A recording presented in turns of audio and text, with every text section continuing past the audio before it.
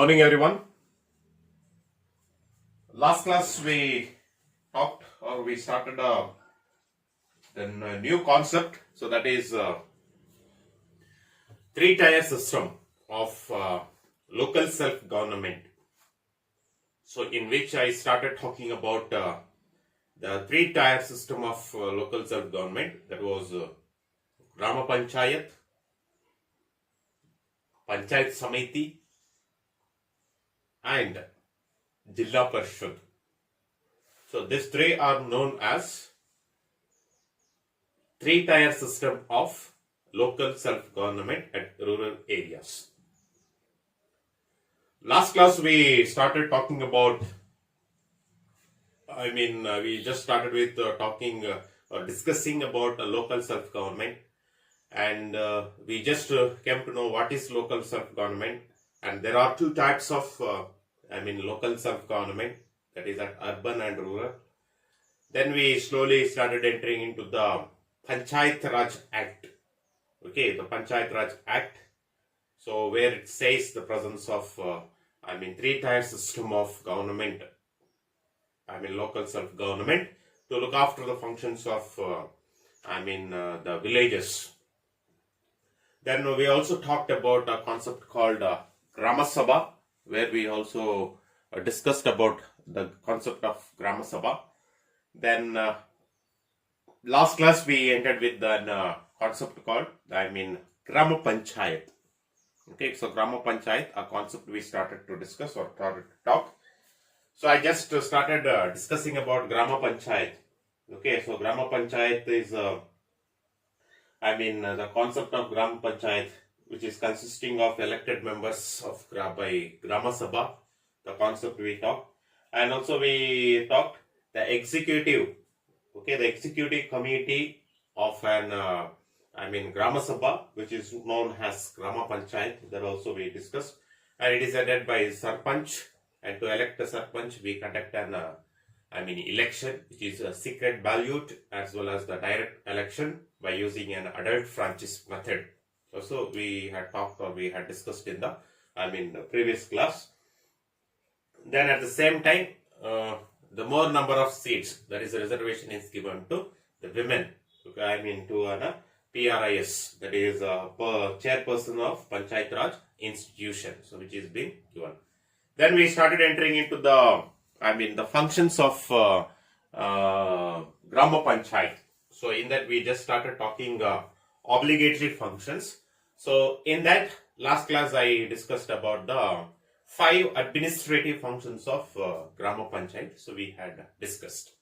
Okay, I hope once again I don't go back there.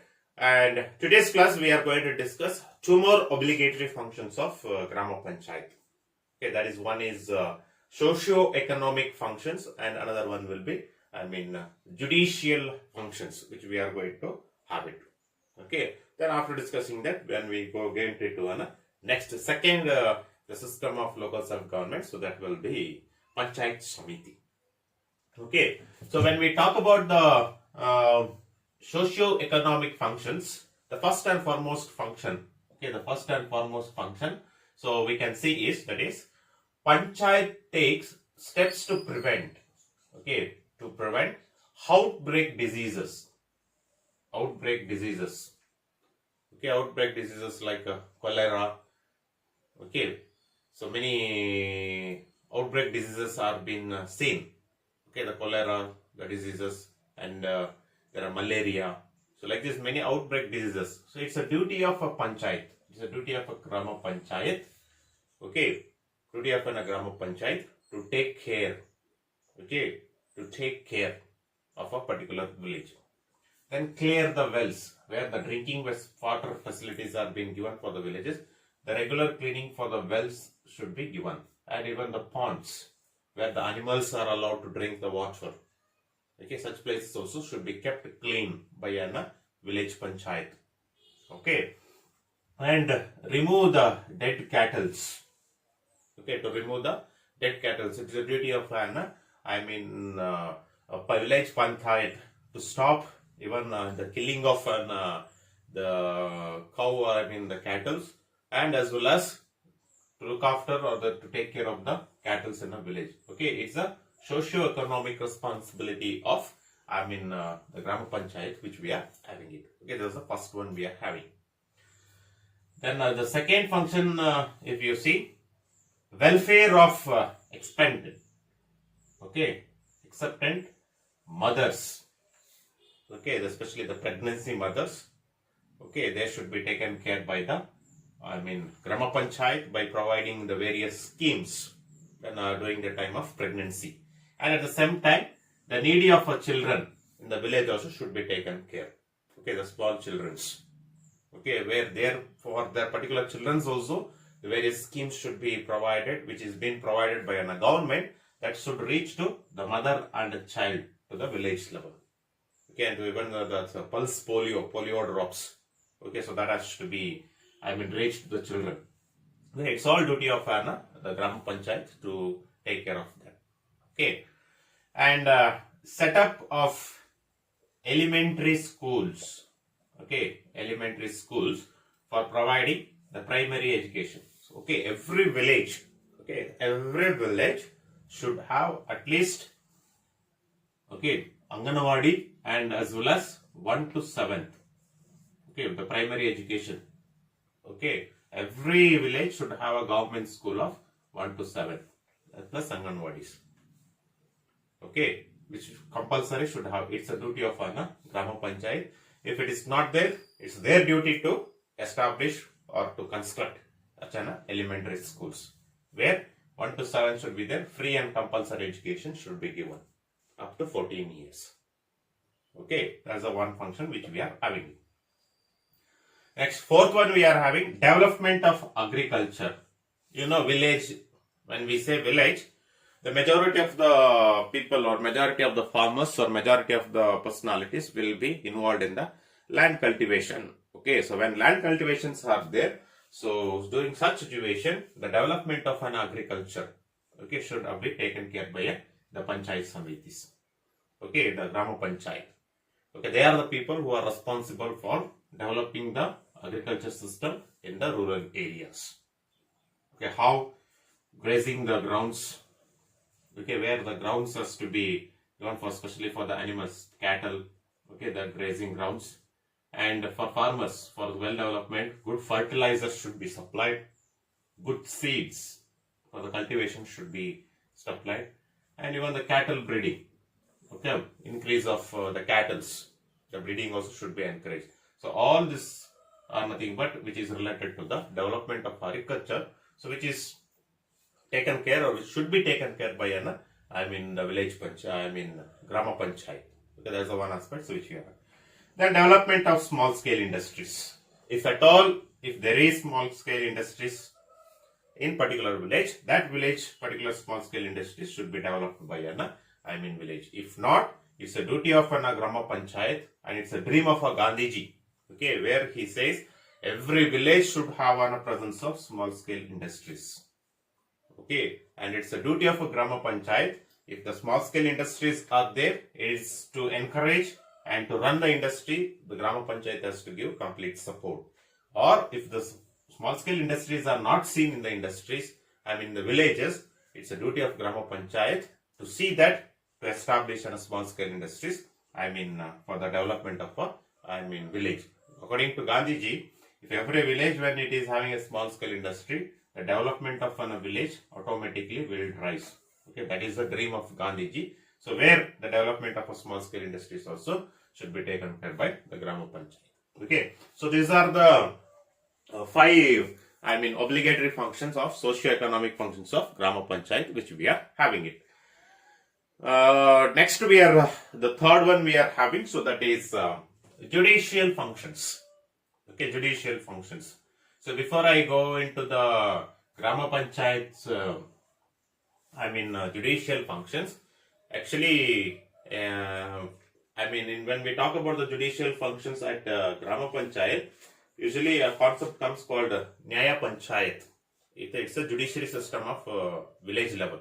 Okay, so from 2009 onwards or from 2009 bill onwards, so they say that at the village level, the Nyaya Panchayat should be established, which is going to give justice to the people. Okay, justice to the people at village level. For that purpose, this particular concept of Naya Panchayat which was established. But the thing is, the Naya Panchayat, okay, the Naya Panchayat which we are having it, so every villages we are not having it. Okay, all the villages do not come across Naya Panchayat. So I have given some of the state like Bihar state, Uttar Pradesh, Maharashtra and Rajasthan. So right now, so these are the 4 states which is having a concept of Naya Panchayat. Okay, remaining the states and all, they are carrying out the judicial authority, or the judicial authority is carried out by Grama Panchayat itself. That is the reason the Grama Panchayat judicial function, so we are going to discuss as one of the function of Grama Panchayat. Okay, and once again we will come across the Naya Panchayat concept. The Panchayat, Grama Panchayat's judicial functions. So what are the function? If you see, there is only one function. So the function is Grama Panchayat judicial function. So Grama Panchayat can deal with the petty civil and the criminal cases. Okay, they can deal petty and civil and the criminal cases. Both they can, can deal. Okay, they can deal.